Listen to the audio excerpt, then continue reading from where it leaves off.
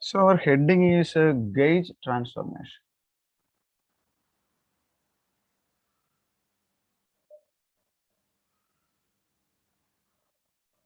Actually, it is a very beautiful topic, and it's very simple to explain the concept. Now,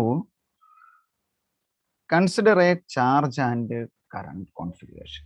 നമ്മളൊരു charge Q, ഒരു current I.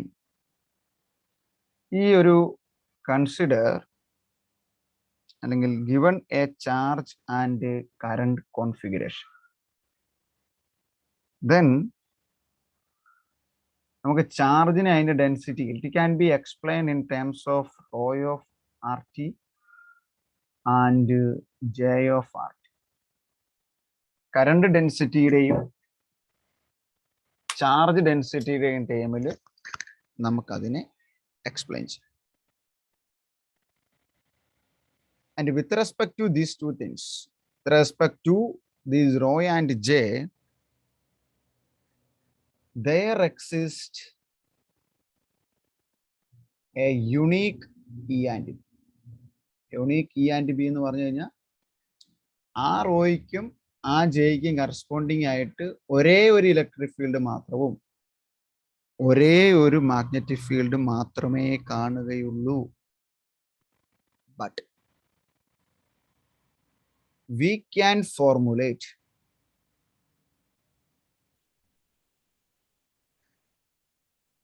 more than one set of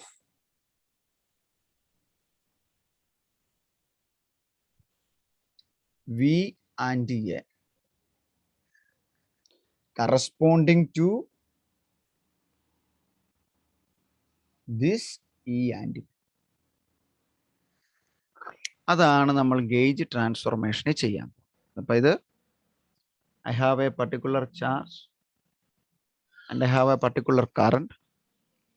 Charge depend upon the charge density, current depend upon the current density, and with respect to this charge and current there exists an E and B. ഈ E and B എന്ന് പറയുന്നത് ഒരു unique ഫീൽഡാണ്. It is a unique field. അതിനൊരിക്കലും മാറ്റം വരില്ല. പക്ഷേ ഈനെയും ബീനെയും scalar പൊട്ടൻഷ്യലിന്റെയും vector പൊട്ടൻഷ്യലിന്റെയും ടേമിൽ എഴുതാമെന്ന് ഞാൻ പറഞ്ഞു കഴിഞ്ഞു, നമ്മൾ ഡിസ്കസ് ചെയ്ത് കഴിഞ്ഞു. അങ്ങനെയെങ്കിൽ പറയാണ് മോർ ദാൻ വൺ സെറ്റ്, ഒരു വി അല്ല ഒരു എ എടുത്താൽ അതിന് പകരം വേറൊരു വി ഡാഷും എ ഡാഷും ഉണ്ടെങ്കിൽ അതുപയോഗിച്ചും നമുക്ക് ഈനെയും ബീനെയും എക്സ്പ്ലെയിൻ ചെയ്യും. അപ്പം വിക്ക് പകരം വി ഡാഷ് എടുത്താൽ എക്ക് പകരം എ ഡാഷ് എടുത്താൽ എന്നാ പറ്റുന്നത്? Scalar potential is transform from V to V dash. Vector potential is transform from A to A dash, but E and B a constant. This type of transformation is called gauge transformation. നമ്മളുടെ കയ്യിൽ ഒരു ചാർജും കറണ്ടും ഉണ്ടെങ്കിൽ അത് എന്നാൽ ഇയും ബിയും തരും. ഇക്കും ബിക്കും ഒരു മാറ്റവും വരില്ല. ആ ഈനെയും ബീനെയും ബിയുടെ എയുടെയും ടേമിൽ എഴുതാം.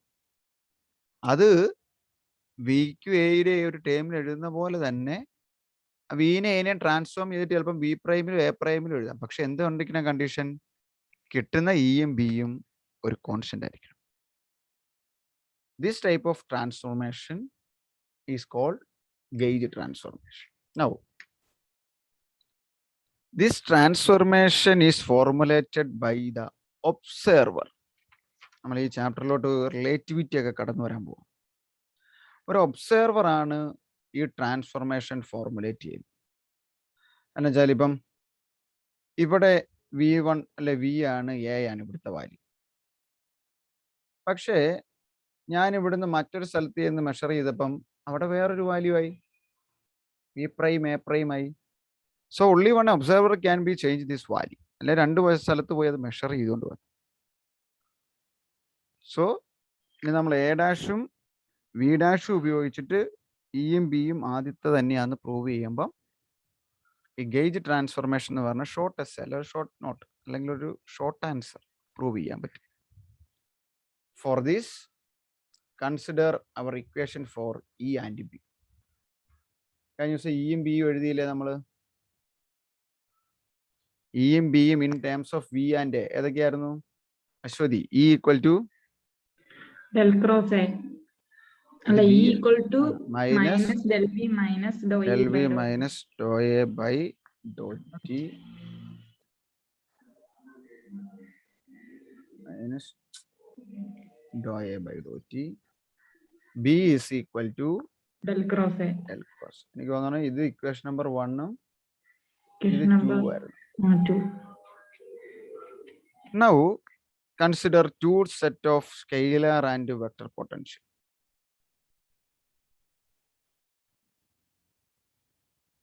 ഞാൻ അതിനെ ഒരെണ്ണം ടു സെറ്റ് ഓഫ് വി, ഒന്ന് വി ആൻഡ് എയും അനദർ വൺ ഞാൻ വി ഡാഷ് എ ഡാഷ് എന്ന് വിളിക്കും.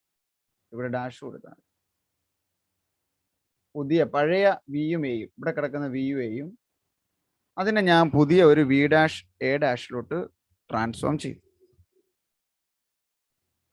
അപ്പൊ ഈ ട്രാൻസ്ഫോം ചെയ്ത പുതിയ കോർഡിനേറ്റ് വി ഡാഷ് എന്ന് പറയുന്നത് V dash is equal to V plus beta.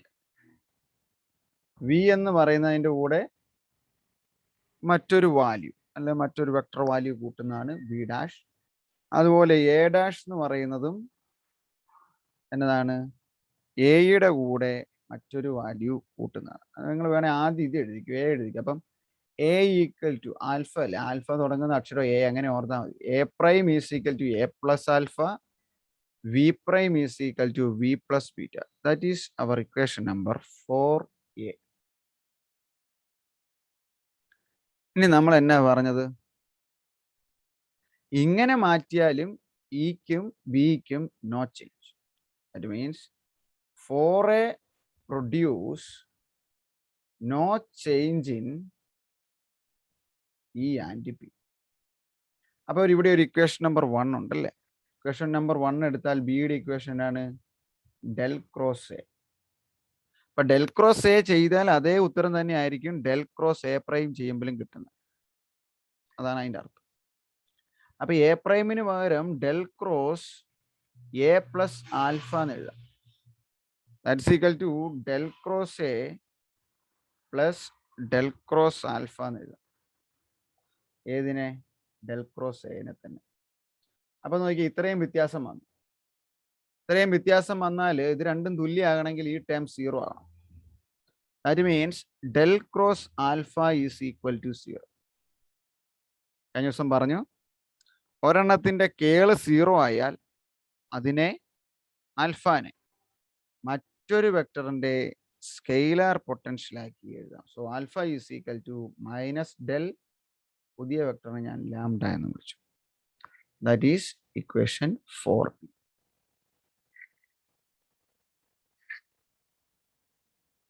Substitute this value of alpha in 4a. അപ്പൊ എങ്ങനെയാവും? A prime is equal to അല്ലെ V prime, A prime is equal to A plus alpha. ആൽഫയ്ക്ക് പകരം എന്നാ കിട്ടി?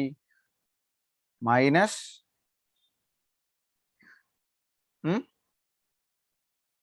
del lambda. Minus del lambda.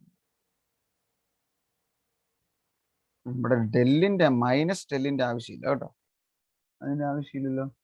ഇത് കേളാണെങ്കിൽ അതിനെ ഒരു സ്കെയിലാർ പ്രൊഡക്റ്റ് ആയിട്ട് എഴുതാം. നെഗറ്റീവ് ഓഫ് ഡെൽ വി എന്നല്ല, അത് E equal to minus del V, അത് വെച്ച് ഞാൻ പറഞ്ഞു പോയത്.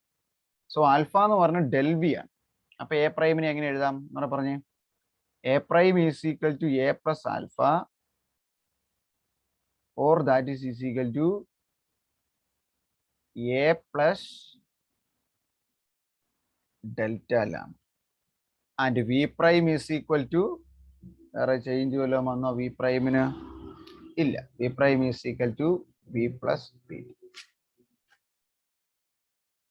അപ്പൊ നമുക്ക് ആ ഇക്വേഷനിൽ നിന്ന് വി ഡാഷ് എ ഡാഷ് ആയി മാറിയതിന് ശേഷം B equal to del cross എയിൽ സബ്സ്റ്റിറ്റ്യൂട്ട് ചെയ്തപ്പം കിട്ടിയ വാല്യൂ വെച്ച് വി ഡാഷ് എ ഡാഷിൽ എന്നാ വ്യത്യാസം എന്നുള്ളത് വി ഡാഷിനെ എ ഡാഷിനെ മാറ്റി എഴുതി. എന്ത് പറ്റി? എ എന്ന് പറയുന്നത് എ പ്ലസ് ഡെൽറ്റ ലാംഡയും P prime is equal to V plus beta. ഇനി നമുക്ക് ഈ ബീറ്റയുടെ ടേമിനെ മാറ്റണം. വിയുടെ ടേമിൽ എന്താ വ്യത്യാസം ഉണ്ടാകുന്നതെന്ന് അറിയാം. നമുക്ക് ഇയുടെ ടേം അതിനെ കൺസിഡർ ചെയ്യാം. ഇ ഈക്വൽ ടു 2 എടുക്കുക. E equal to minus del V minus Dr A by Dr T. ഇനി അതിനെ വി ഡാഷിലോട്ട് കൺവേർട്ട് ചെയ്യുമ്പോഴോ ട്രാൻസ്ഫോം ചെയ്യുമ്പോഴോ del V dash minus Dr A dash by Dr T. A dash substitute ചെയ്തിട്ട് ഇതിന്റെ കൺക്ലൂഷൻ ഉത്തരം എത്രയാന്ന് പറഞ്ഞ് എല്ലാവരും ചെയ്ത തന്നെ. Del V dash minus Dr by Dr T of A plus delta lambda. കുറച്ചൊക്കെ തന്നെ ചെയ്യാൻ ഇനി തുടങ്ങാം. കുറെ നാൾ ഞാൻ തന്നെ ചെയ്തു തന്നില്ലേ. നമുക്ക് ഒരു എക്സാമിനാകുമ്പോൾ നമുക്ക് തന്നെ നമ്മുടെ വർക്കൗട്ട് ചെയ്തെത്താൻ പറ്റും. ഈ ഡെൽറ്റ വി ഡാഷിനുള്ള ഇക്വേഷൻ എന്നാണ്? That means minus delta of V plus beta അല്ലേ, minus Dr by Dr T of A plus delta lambda. അകത്തേക്ക് ഗുണിക്കാം.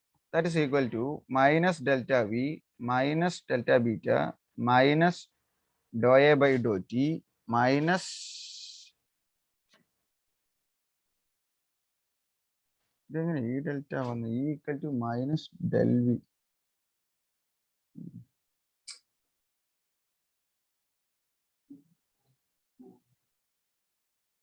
Delta lambda doh A by Dr T then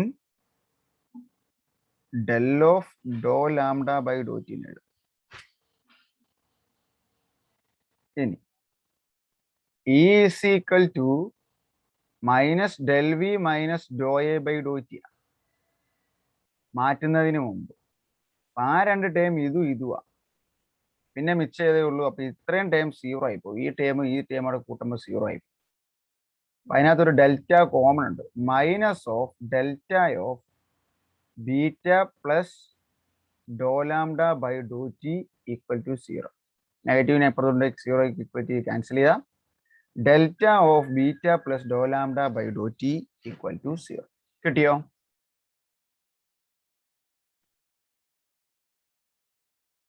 എഴുതിയെടുത്തോ? എഴുതി ചെയ്തിട്ട് കിട്ടുന്നുണ്ടോ തന്നെ?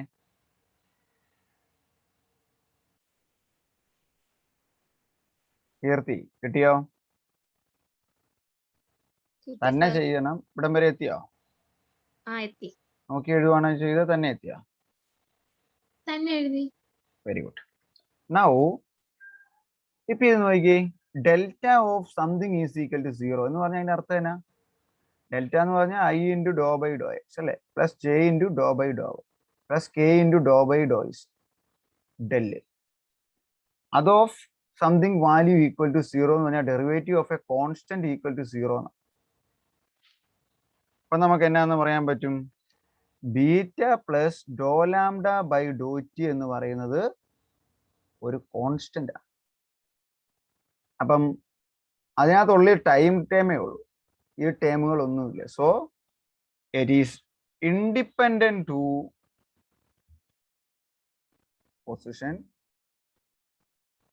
and dependent to time. So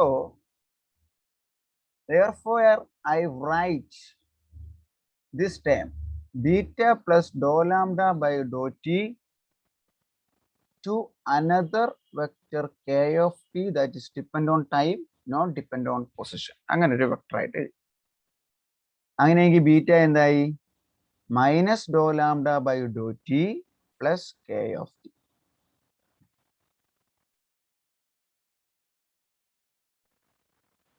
now പറയാണ് this function K of T,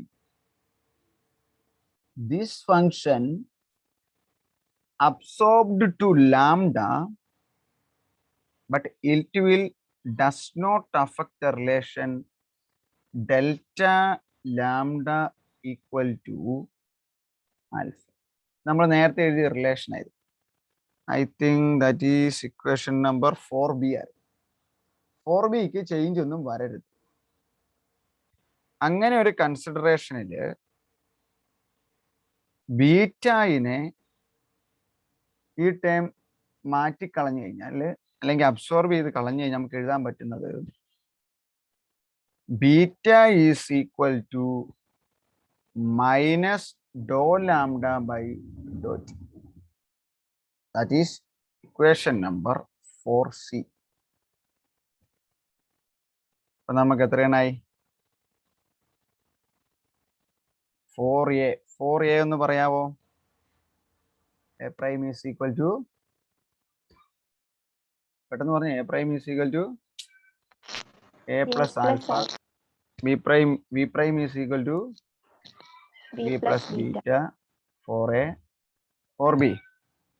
So 4A 4B, alpha equal to delta lambda, that is 4B. This is 4C. അപ്പോൾ ഇത് ആൽഫയും ബീറ്റയും 4Bയും 4Cയും 4Aയിലോട്ട് കൊടുത്തു കഴിഞ്ഞാൽ എങ്ങനെയാവും? A prime is equal to alpha എന്നാ കിട്ടിയ A plus delta lambda and B prime is equal to V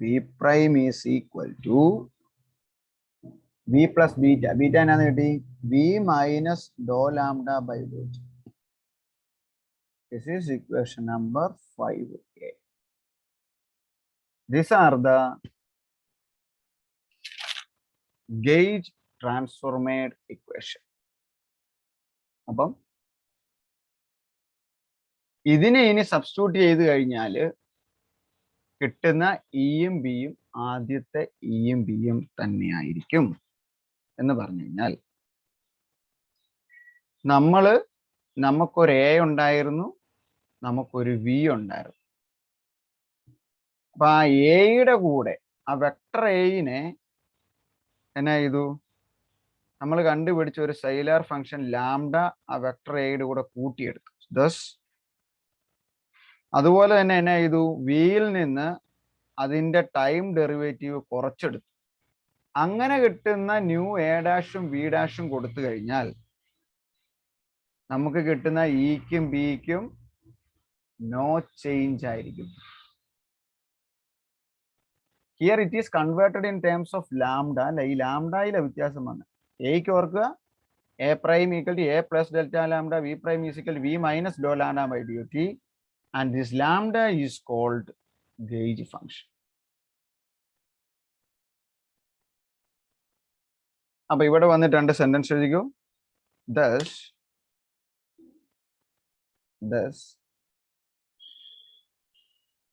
with any scalar function lambda,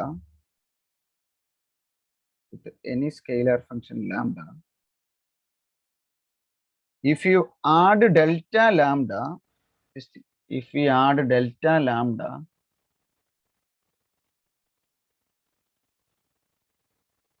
to the vector potential, comma, simultaneously subtract dou lambda by dou t from scalar potential.